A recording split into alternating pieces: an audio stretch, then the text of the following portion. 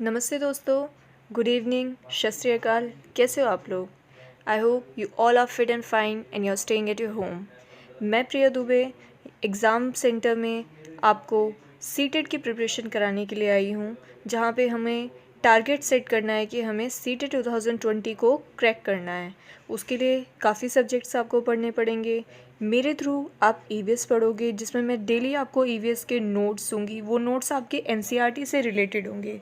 वो प्रॉपर एक NCERT based notes होंगे, क्योंकि मैं आपको ये पॉइंट क्लियर कर देना चाहती हूँ। बहुत लोगों को ये प्रॉब्लम होती है कि वो 2-3 बुकों से पढ़ते हैं। ये आप सबसे बड़ी मिस्टेक करते हो, बिकॉज अगर आप सीटेट के लिए प्रिपेयर कर रहे हो स्पेशली फॉर ईवीएस, तो आपको सिर्फ एनसीईआरटी पढ़नी है। क्लास 3rd से लेके 5th तक की एनसीईआरटी, या आप क्लास 1st to 5th पढ़ लो। 1st 2nd में आपके बेसिक होते हैं, जो आप बेसिकली वैसे भी पढ़ते हो। तो क्लास 3rd to 5th आपको सिर्फ एनसीईआरटी पढ़नी है और कुछ नहीं।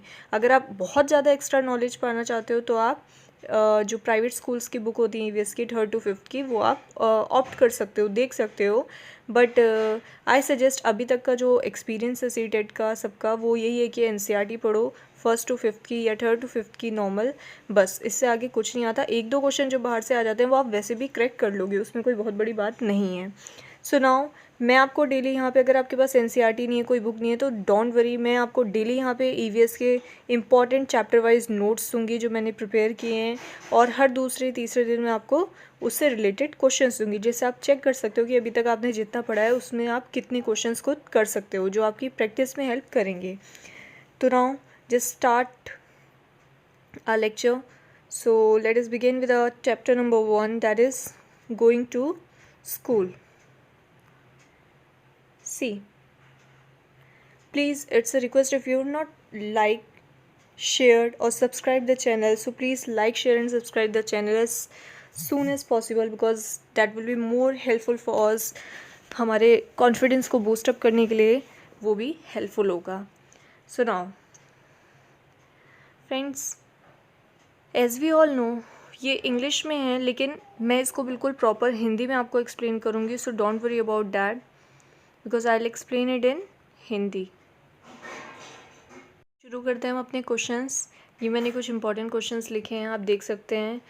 ये सबसे पहले जो 4-5 पॉइंट्स है, ये इसलिए हैं कि इसमें आपका एनसीईआरटी का फर्स्ट चैप्टर वो होता है कवर, कि बच्चे स्कूल कैसे जाते हैं अलग अलग स्टेट्स में। जैसे असम में बच्चे कैसे स्कूल जाते हैं, bamboo and rope bridge are being used in Assam, बच्चों को स्कूल जाने के लिए। बैम्बो मतलब बांस का, और जो क्योंकि असम में बांस बहुत होता है, और रोप का ब्रिज बनाया जाता है जिससे पार करके बच्चे असम में स्कूल जाते हैं। द ट्रॉली, लद्दाख में बच्चे ट्रॉली की हेल्प से स्कूल जाते हैं। सीमेंट ब्रिज, जो normal areas of over water, या हम इन्हें प्लेन एरियाज़ कह सकते हैं, मतलब जो बिना जो पहाड़ी इलाका नहीं है, जैसे जहाँ मैं और आप रहते हैं, वैसे एरियाज़ में सीमेंट ब्रिज बने होते हैं, नॉर्मल रोड्स बनी होती हैं, उसके थ्रू लोग बच्चे स्कूल जाते हैं। ये क्वेश्चंस आते हैं, ज़रूर आते हैं, 1-2 नंबर के तो आएंगे ही आएंगे, चाहे वो मैचिंग के फॉर्म में आए, चाहे कैसे भी, चाहे आपसे ऐसे पूछ लिया असम इधर लिखा है और उस साइड लिखा है, 2-3 ऑप्शन छोड़ के बैम्बो रोप ब्रिज, तो ये आपको मैच करना होगा, या फिलअप्स होंगे, कैसे भी आएगा, लेकिन आएगा ज़रूर। तो प्लीज़ ये याद कर लेना। Vallam, small wooden boat, Kerala. Kerala में बच्चे लकड़ी की बोट बनी होती है छोटी सी, उसके थ्रू स्कूल जाते हैं। कैमल कार्ट, कैमल से ही आपको पता चलता है ये राजस्थान की बात है, क्योंकि मोस्टली जितने ज़्यादातर कैमल हमारे इंडिया में राजस्थान में मिलते हैं। तो कैमल कार्ट, जैसे आपने देखा होगा वो क्या कहते हैं हमारे यहाँ, एग्जैक्टली मेरे को नाम नहीं याद आ रहा है। अभी नेक्स्ट हम बात करते हैं कैमल कार्ट। कैमल कार्ट कहाँ पे मिलता है? कैमल कार्ट का मतलब क्या होता है? ये नॉर्मल सी बात है, कैमल की बात हो रही है, ऊँट की बात हो रही है, तो हमारे इंडिया में सबसे ज़्यादा ऊँट कहाँ पाए जाते हैं? राजस्थान में। तो ऑब्वियसली ये राजस्थान की बात है। और कार्ट मतलब गाड़ी, तो जो ऊँट की गाड़ी होती है, जैसे हमारी बैल गाड़ी होती है, जो कि इसके नीचे अभी हम पढ़ेंगे, तो ऐसे ही वो ऊँट की गाड़ी से बच्चे राजस्थान में कहाँ स्कूल जाते हैं। नेक्स्ट हमारा है बुलक कार्ट्स। बुलक कार्ट्स में क्या होता है, आपका ये बैलगाड़ी होती है। बैलगाड़ी आप सबने मूवीज़ में देखा होगा, पिक्चरों में देखा होगा, कि गाँव में बच्चे इससे स्कूल जाते थे, या अभी भी काफ़ी ऐसी जगहें हैं जहाँ पे अभी भी इसके थ्रू बच्चे स्कूल जाते हैं। विलेजेस इन प्लेन्स, जो प्लेन एरिया में हमारे प्लेन एरिया वो होते हैं जहाँ पे पहाड़ नहीं होते हैं। ये बहुत एक सबके माइंड में क्वेश्चन रहता है ऑलमोस्ट कि प्लेन एरिया कौन से होते हैं। प्लेन एरिया वो एरिया होते हैं जहाँ पे पहाड़ नहीं होते, जैसे देहरादून, उत्तराखंड, ये प्लेन एरिया नहीं है। दे आर हिली एरियाज, यहाँ पे पहाड़ होते हैं तो ये हिली एरियाज हैं। नेक्स्ट हमारा नेक्स्ट पॉइंट देखिए। नेक्स्ट पॉइंट है the paths are even, the paths are rocky uneven in mountain. Uneven मतलब ऊबड़ खाबड़। जो पाथ्स हैं, रास्ते हैं, उनमें पत्थर है, पत्थर ही पत्थर पड़े हुए हैं। और अनइवन इन माउंटेन, और बहुत ज़्यादा ऊंचे नीचे पहाड़ हैं। तो ऐसी जगह कहाँ पे होती है? ये उत्तराखंड में। ठीक है, तो ये आपका गोइंग टू स्कूल का कंप्लीट हो गया। अब नेक्स्ट हमारा स्टार्ट होता है, कुछ फैक्ट्स हैं जो हमें पढ़ने हैं। जैसे ये बहुत इंपॉर्टेंट पॉइंट है, इसके बहुत क्वेश्चंस ऑलरेडी आ रखे हैं, तो आई रिक्वेस्ट कि आप ये वाला पॉइंट बहुत अच्छे से देखें। वैसे सारे इंपॉर्टेंट है but this is most important, so just look it. See, a bird has its eye on its head and the holes are covered with feathers, they help them to hear। ऐसा नहीं है कि English में लिखा है तो आपकी help नहीं करेगा। अगर आप वैसे भी एनसीईआरटी पढ़ोगे तो वो आपको इंग्लिश में ही मिलेगी। हिंदी में जो लिखा रहता है आपके क्वेश्चन उससे रिलेटेड होते हैं, बट मैं आपको यहाँ बिल्कुल अच्छे से समझा रही हूँ हिंदी में। आप चाहे तो इसे नोट कर सकते हो। और ये मेरा जो नोट्स है ये मैं पीडीएफ शेयर करूँगी टेलीग्राम पे, उसका लिंक आपको मैं नीचे सेंड कर दूँगी। A bird has it's I on his head. जो बर्ड होती है, चिड़िया होती है, उसकी जो आइज़ है, ये एक फैक्ट है, वो कहाँ होती है? उसके हेड पे होती है, थोड़ी ऊपर होती है। जैसे हमारी जो आँखें हैं वो यहाँ है, उससे उसकी आँखें सर पे होती हैं। And the holes are covered with feathers, they help them to hear. और जो उसके होल्स हैं, जो उसके गड्ढे हैं, जिसे आप कह सकते हो, होल्स मतलब गड्ढे ही होता है, लेकिन आप उसके जो आँखें हैं वो किससे कवर, आँखों के जो गड्ढे हैं वो किससे कवर्ड होते हैं? उसके फेदर्स, जो उसके पंख होते हैं, या आप कह सकते हो जो उसके पंख वंख होते हैं, उनसे क्या होते हैं? कवर्ड होते हैं। They help them to hear, जिसके थ्रू वो क्या सुनते हैं? सुनते हैं, जिसके थ्रू वो क्या करते हैं? सॉरी, सुनते हैं। तो उसकी जो आइज़ है वो उसके सर पे होती है, और जो उसके होल्स हैं, होल्स मतलब जिनके थ्रू वो सुनती हैं, वो किससे कवर होती हैं? उसके पंख से। तो ये क्वेश्चन ज़रूर आता है, बहुत बार आया है कि बर्ड की आइज़ कहाँ पे होती हैं, ऐसे आ जाएगा। नहीं तो ट्रू फॉल्स में आ जाएगा कि is it correct that bird की जो आइज़ हैं वो उसके हेड पे, सर पे होती हैं। तो ये आप बहुत अच्छे से ध्यान देना इस क्वेश्चन पे, चाहे वो बर्ड हो। नेक्स्ट पॉइंट देखो, लिजार्ड। लिजार्ड कौन होती है? छिपकली। छिपकली जो होती हैं has a same kind of years. उनके जो कान होते हैं वो भी किससे? उनके जो फेदर्स होते हैं, आप उनके बाल कह सकते हो, या उनके जो शरीर पे, ओके, जो ये हमारी लिजार्ड्स होती हैं, लिजार्ड्स कौन होती हैं? छिपकलियाँ। जो हमारी छिपकलियाँ हैं उनके जो कान हैं वो भी कैसे होते हैं? 2 छेद होते हैं, जो कि उनके फर से या फिर उनके बालों से, उनके जो स्किन होती है उससे कवर होते हैं, जो कि हमें दिखाई नहीं देते, वो उसके थ्रू ही सुनती हैं। नेक्स्ट नेक्स्ट पॉइंट है हमारा, crocodile too has its ears like this but we can not see them. जो क्रोकोडाइल होता है, क्रोकोडाइल क्या होता है? मगरमच्छ। जो मगरमच्छ होता है उसके कान भी सेम ऐसे ही होते हैं जैसे लिजार्ड और बर्ड के होते हैं। 2 छेद होते हैं जो कि उसके फर से, उसके बालों से ढके होते हैं उसके स्किन पे, जो कि हम नहीं देख सकते हैं, बट वो एक्चुअली उसी 2 छेदों से, उसी 2 होल से, छेद को इंग्लिश में होल कहते हैं, होल से सुनते हैं। Next point, without hair on an animals body there would be no pattern. अगर एनिमल के बालों पे कोई भी, ये क्वेश्चन आ चुका है हमारा सीटेट में एक बार, आई थिंक 2018 में आया था पेपर 1 में, कि बिना बालों के अगर किसी एनिमल की बॉडी पे, जानवर की बॉडी पे बाल नहीं है तो वो they would be no pattern. तो उसका कोई भी पैटर्न नहीं होगा। आई मीन टू से कोई भी उसके जो देखा होगा आपने, ये क्या कहते हैं उसे, अभी नेक्स्ट पॉइंट हमारा है, without hair there would be no pattern on animals body. Without hair on an animals body there would be no pattern. अगर जानवरों के शरीर पे बाल नहीं होंगे तो उनका कोई भी पैटर्न नहीं होगा। आप देखते हो टाइगर की बॉडी पे जो पैटर्न बना होता है, ब्राउन, ये डिज़ाइन सी बनी होती है, तो वो किसकी वजह से होता है? क्योंकि उसके बाल हैं 2 कलर के। अगर हम एनिमल की बॉडी पे बाल नहीं होंगे तो पैटर्न नहीं होगा। ये क्वेश्चन 2016 में आ चुका है ट्रू फॉल्स की फॉर्म में। उसमें पूछा गया था क्या ये सही है या गलत है कि अगर जानवर के शरीर पे बाल नहीं है तो कोई भी पैटर्न नहीं होगा।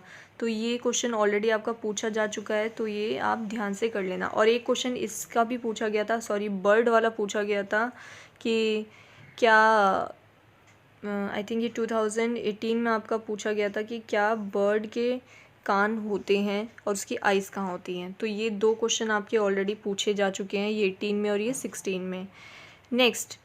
नेक्स्ट आपका है different patterns on the animals are due to the hair on their skin. जो डिफरेंट पैटर्न होता है एनिमल के, जो different patterns on the animals are due to the hair on the skin, उनके जो एनिमल्स होते हैं उनके जो डिफरेंट पैटर्न्स होते हैं वो उनके बालों की वजह से होता है जो स्किन पे होते हैं। येस इट इज़ ट्रू, उनके जो बाल होते हैं वो एक दो कलर के हो जाते हैं जिसकी वजह से उनके शरीर पे एक डिज़ाइन टाइप बन जाती है। सो ये बात सही है। तो अगर क्वेश्चन में ये ट्रू फॉल्स की, ये फिलअप्स की फॉर्म में पूछा जाता है, so you will write true. Animals with ears and hairs on the body, जिन आप ये बात, ये दो पॉइंट्स पे हमारे बहुत इंपॉर्टेंट हैं।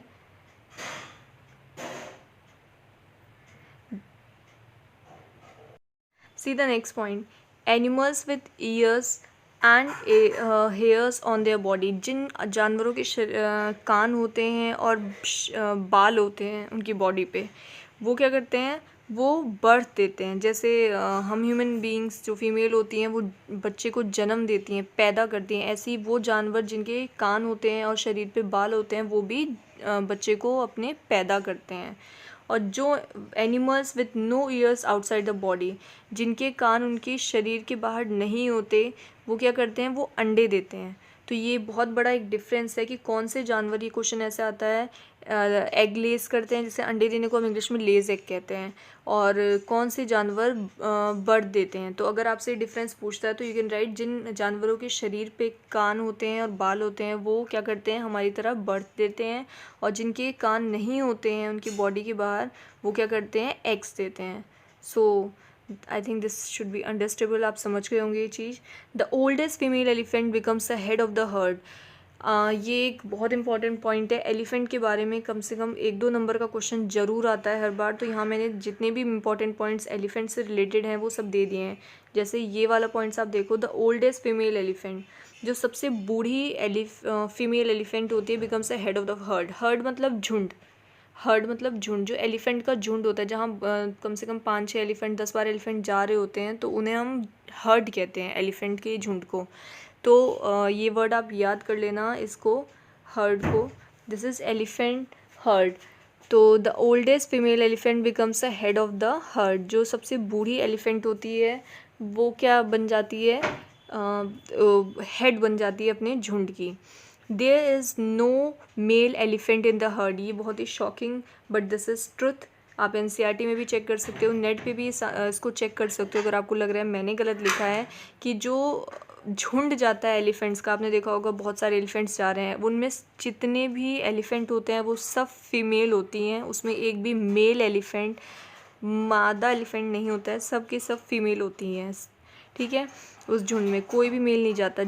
वो जब या तो छोटे बच्चे होते हैं 14-15 साल तक के, या फिर फीमेल होती हैं। 14-15 साल के बाद जितने भी मेल एलिफेंट है वो उस झुंड को छोड़ देते हैं और अलग चले जाते हैं। और उस हर्ड में, झुंड में जो सबसे बुजुर्ग फीमेल एलिफेंट होती है, सबसे बड़ी एज की, वो क्या बन जाती है, ऑटोमेटिकली उस झुंड की हेड बन जाती है। तो आई होप ये आपको समझ में आए होंगे। 2 पॉइंट और भी इसके एलिफेंट से रिलेटेड पॉइंट है जो एग्जाम में आ चुके हैं और आएंगे भी। An adult elephant can eat up to 100 kg of leaves and twigs in 1 day. एक एडल्ट एलिफेंट, एक बड़ा एलिफेंट हाथी जो होता है, वो एक दिन में 100 किलो लीव्स, पत्तियाँ खा सकता है और उसको अपने पेट में स्टोर कर सकता है एक दिन में। An adult elephant can eat up to 100 kg of lead and twigs in 1 day. और एक दिन में पचा सकता है, सॉरी, जो एलिफेंट होता है वो, एक बड़ा एलिफेंट 100 किलो पत्तियाँ खा सकता है एक दिन में और उसको डाइजेस्ट भी कर सकता है। Elephant sleep for only 2 to 4 hours a day. ये भी एक इंपॉर्टेंट क्वेश्चन आता है आपका कि एलिफेंट जानवर कितने, बहुत सारे जानवरों से रिलेटेड आता है, यहाँ मैंने सिर्फ आपको एलिफेंट का दिया और आगे दूंगी। जो हाथी होते हैं वो दिन में कम से स्लीप्स for only 2 to 4 hours a day. हाथी सिर्फ दिन में 2 या 4 घंटे ही सोते हैं, उससे ज़्यादा नहीं सोते हैं। सो ये क्वेश्चन ऐसे आता है कि एलिफेंट स्लीप्स कितनी देर सोते हैं, how much time elephant takes to sleep, ये वो। तो ये भी एक आपका इम्पॉर्टेंट क्वेश्चन है। Next, the mud keeps a skin cool. आपने देखा होगा जो हाथी होते हैं वो मिट्टी में ऐसे अपने आप को घिस रहे होते हैं या फिर लेट लेट के उसको अपने ऊपर मिट्टी लगाते हैं, क्योंकि वो उनकी स्किन को कूल रखता है, उनकी त्वचा को ठंडा करता है। इसीलिए वो क्या करते हैं, मिट्टी में अपने आप को लेट के अच्छे से अपनी बॉडी पे मिट्टी लगाते हैं ताकि उनकी जो स्किन है वो कूल रहे। तो ये भी क्वेश्चन है। ये एलिफेंट से रिलेटेड जितने भी क्वेश्चन हैं इनमें से एक ना एक ज़रूर आएगा 1-2 नंबर का। They big ears also works like fan, they flap these to keep themselves cool. जो उनके बड़े बड़े कान होते हैं वो उनको पंखा करने के काम आते हैं। आपने देखा उनके इतने बड़े बड़े कान हैं, वो जब भी बैठे रहते हैं उसको हिलाते रहते हैं, तो वो क्या करते हैं, उससे अपने आप को पंखा करते हैं, हवा करते हैं। They flap these to keep themselves cool. Flap मतलब उसको जैसे हम पंखे को हाथ में जो हमारी ये पंखे से हवा करते हैं, ऐसे ही वो क्या करते हैं, उसको इधर उधर फ्लैप करते हैं, घुमाते हैं ताकि उनको ठंडा ठंडा फील हो। Next, there are 10 to 12 female elephants in young ones in a head. मैंने अभी भी फिर हेड की बात हो रही है यहाँ पे। एक हाथी के जो झुंड होते हैं, हेड होते हैं, उसमें क्या होता है, कम से कम 10 से 12 फीमेल एलिफेंट्स होते हैं। उसमें 10 से 12 आपकी फ़ीमेल एलिफेंट्स होंगी और उसके बाद उसमें जो और बच्चे छोटे बच्चे दिखेंगे वो सारे यंग वंस होंगे। उसमें एक भी मेल एलिफेंट नहीं होगा। मतलब 15-14 साल के बाद जितने भी मेल एलिफेंट होते हैं वो झुंड को छोड़ के चले जाते हैं, वो उस झुंड में नहीं घूमते हैं। Next, Khejri village is near Jodhpur in Rajasthan. ये क्वेश्चन आ चुका है। आपने सोचा होगा मैंने ये क्यों दिया है, क्योंकि ऐसे क्वेश्चंस बहुत आते हैं विलेजेस या स्टेट्स के बारे में और मोस्टली पूछ लिया जाता है, तो ये मैं अभी आपको बता देती हूँ। ये खेजड़ी विलेज वाला क्वेश्चन पहले भी आ चुका है कि ये कहाँ पे है, तो ये आंसर है इसका जोधपुर इन राजस्थान। ये जोधपुर के पास है राजस्थान में। Next, places where bold by woods at the time about 300 year ago. ये places were bold by woods at that time. वो ये वहाँ नीचे अब हम इन प्लेसेस के बारे में पढ़ेंगे जो वुड्स एट दैट है। एक्चुअली ये वाला पॉइंट थोड़ा क्लियर नहीं है, इसको मैं आपको क्लियर करके कल बताती हूँ। Next, the people of this village were called Bishnois. हाँ सॉरी नेक्स्ट पॉइंट हमारा है द खिजाड़ी विलेज।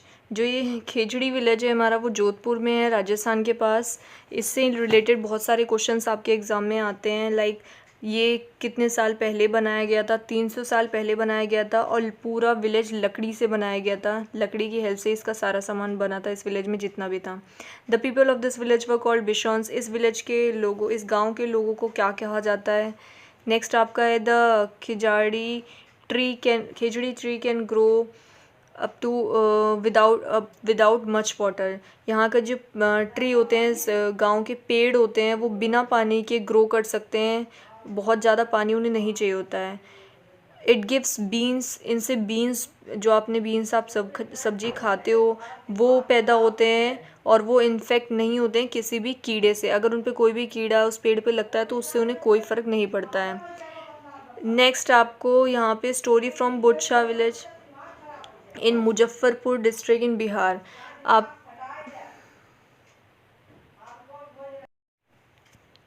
नेक्स्ट हमारा है Khejri village near Jodhpur in Rajasthan. जो हमारा खिजाड़ी विलेज है वो जोधपुर के पास है राजस्थान में। ये इससे रिलेटेड 2-3 क्वेश्चन ऑलरेडी आपके 2018 में आ चुके हैं, जिसमें बच्चे बहुत परेशान हुए थे कि ये बाहर से कहाँ से क्वेश्चन आ गया।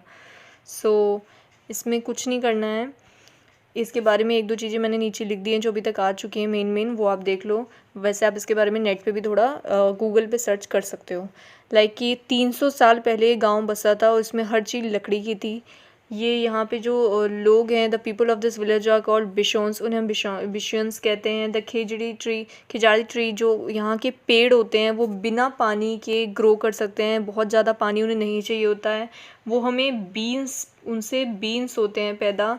बीन्स जो आप खाते भी हो सब्जी में, वो बीन्स होते हैं। And do not get affected by insects. अगर उन पेड़ों में कीड़े वीड़े लग जाएँ तो उन्हें कोई फ़र्क नहीं पड़ता है उससे।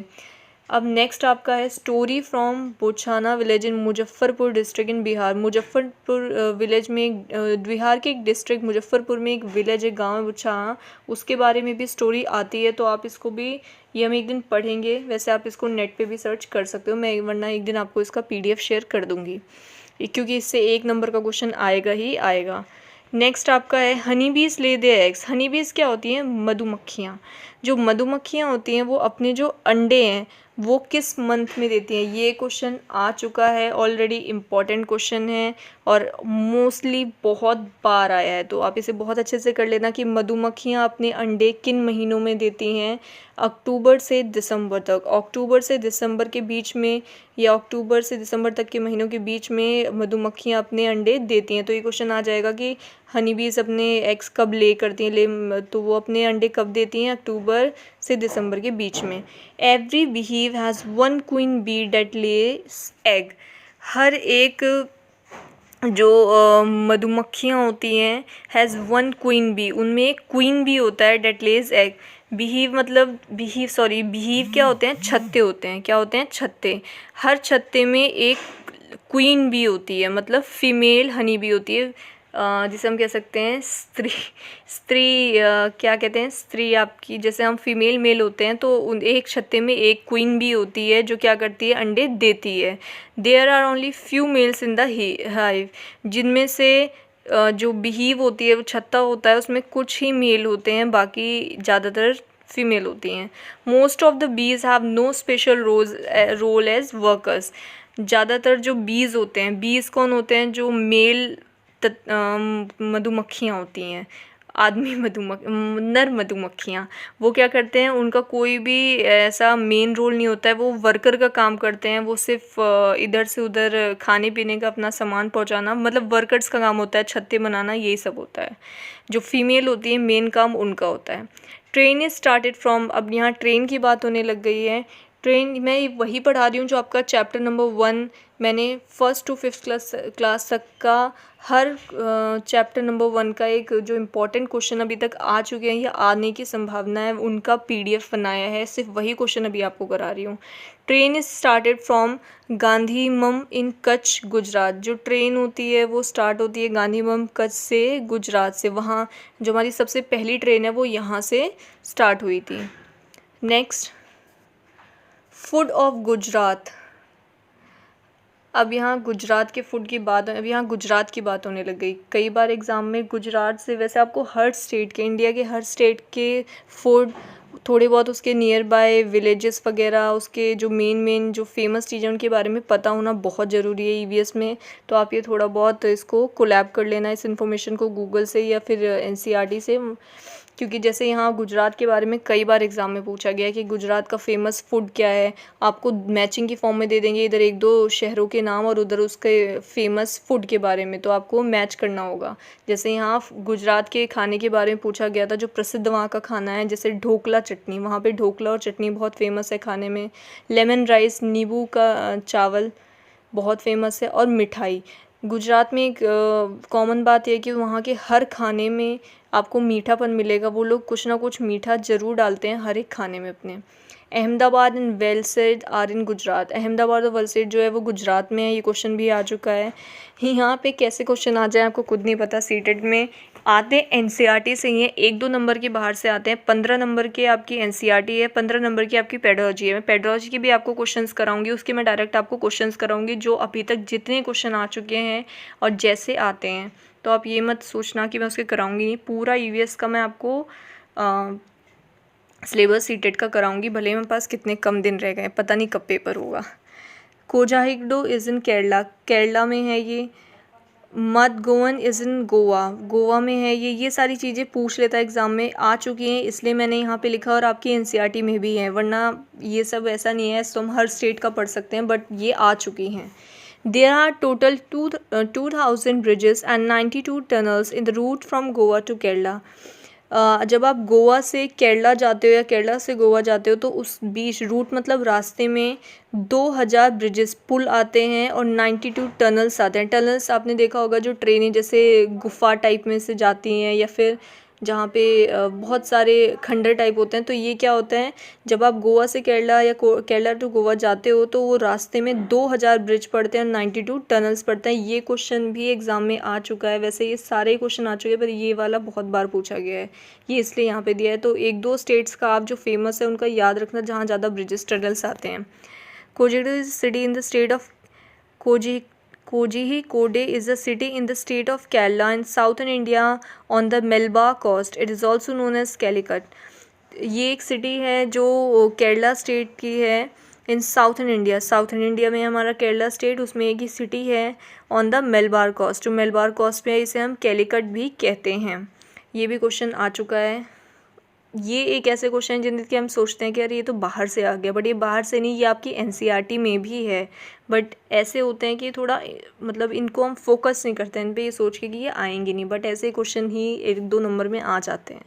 On the way to Gujarat से केरला के रास्ते में ट्रेन जो होती है वो महाराष्ट्र, गोवा और कर्नाटका को क्रॉस करती है। जब आप गुजरात से केरला जाते हो तो ट्रेन जो होती है वो 3 स्टेट्स को क्रॉस करती है, हमारे महाराष्ट्र, गोवा और कर्नाटका को।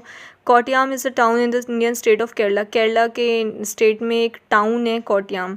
फेरी is a kind of boat used in Kerala में एक बोट यूज़ होती है जिसे हम क्या कहते हैं, फेरी कहते हैं। नेक्स्ट हमारा है the details you can find on a train ticket. अब एक क्वेश्चन आता है आपका कि आप ट्रेन टिकट्स पे क्या क्या ट्रेन आपकी जो आपने पहले देखा होगा, अभी तो क्या होता है हम लोग नेट से ही टिकट करा लेते हैं और उसकी एक वो प्रिंट आउट निकलवा लेते हैं, उसमें इतना सब कुछ नहीं होता। लेकिन आप पुराने टाइम की अगर टिकट काउंटर से रेलवे स्टेशन से ली हुई टिकट देखोगे तो ये क्वेश्चन आ चुका है। इसका 1 नंबर का आता है कि ट्रेन टिकट पे क्या क्या आपके डिटेल्स गिवन होते हैं। तो क्या क्या गिवन होता है, ट्रेन नंबर, सबसे पहले आपका ट्रेन नंबर होता है। The date of start of the journey, आपकी जर्नी किस डेट से स्टार्ट हो रही है। The berth and coach number, आपका बर्थ और कोच नंबर आपका किस कोच में है और कौन सा सीट नंबर है। The fare, the cost of the ticket, fare मतलब कितने रुपए का टिकट है। द डिस्टेंस इन किलोमीटर में लिखता है कि जैसे आप मेरठ से लखनऊ जा रहे हो तो कितने किलोमीटर है, तो वो वहाँ पे मेंशन करेगा। नेक्स्ट क्वेश्चन आपका है, ये एक मैंने मैचिंग टाइप में बनाया है, language and where it is spoken. ये क्वेश्चन ऐसे ही आपका ऑलमोस्ट आता है, फिल इन द ब्लैंक्स में आ सकता है, मैचिंग में आ सकता है। जैसे मैंने आपका ये बनाया है कि लैंग्वेज, फर्स्ट लैंग्वेज हमारी मालयम है। मलयालम में क्या बोलते हैं, Kerala.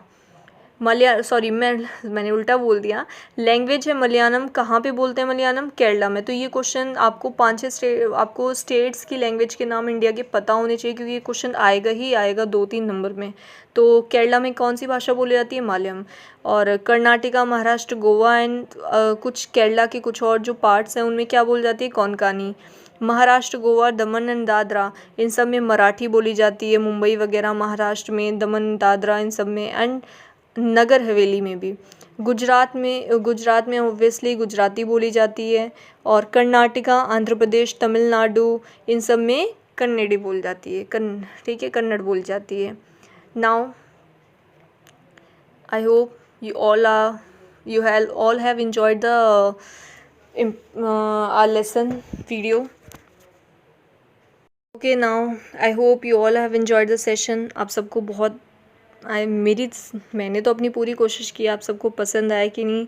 Thank you so much for watching this, and I hope मैं जल्द से जल्द आपको नेक्स्ट वीडियो अपलोड करूं।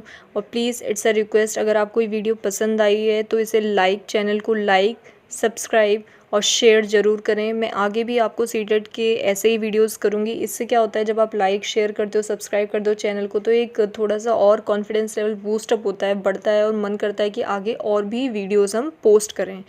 अगर आपको ये PDF इसकी चाहिए इंपॉर्टेंट क्वेश्चन की, तो मैं एक टेलीग्राम चैनल बना रही हूँ।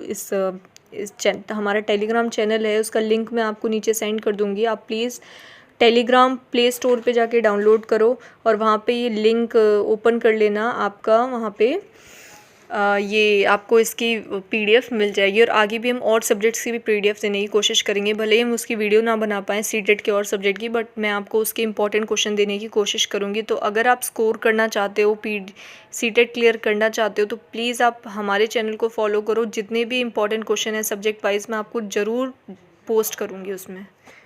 Thank you.